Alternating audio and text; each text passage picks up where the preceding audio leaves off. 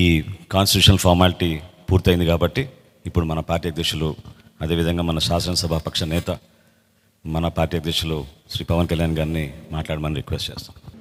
ఇప్పుడు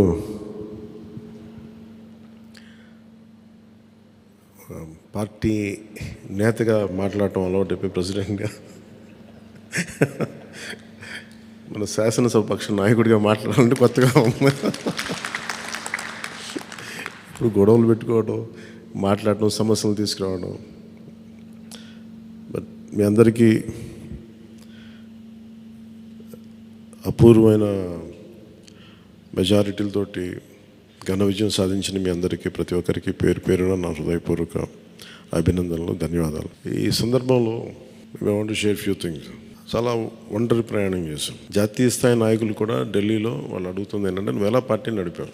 పార్టీ నడపడం మాకు తెలుసు కదా, అధికారం ఒక గుర్తింపు ఉన్న జాతీయ స్థాయి పార్టీలో ఉండి అసలు అధికారం లేకపోతే ఎంత కష్టమో మాకు తెలుసు. అలాంటిది మీరు not even recognized party, just registered party, మీరు ఎలా సస్టైన్ చేశారు ఇంతకాలం?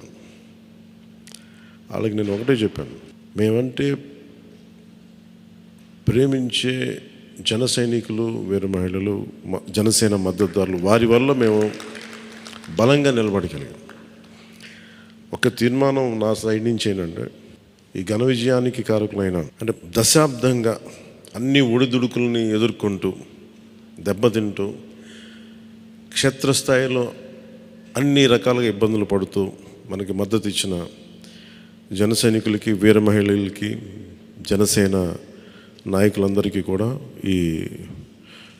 వారికి నా మనస్ఫూర్తిగా నా అభినందనలు తెలియజేస్తూ ఉన్నాను. మీరు లేకపోతే ఈ రోజున ఈ విజయం ఉండేది కాదు. అలాగే ఈ విజయం అసలు మనం చేసిన పోరాటానికి ముగ్ధులై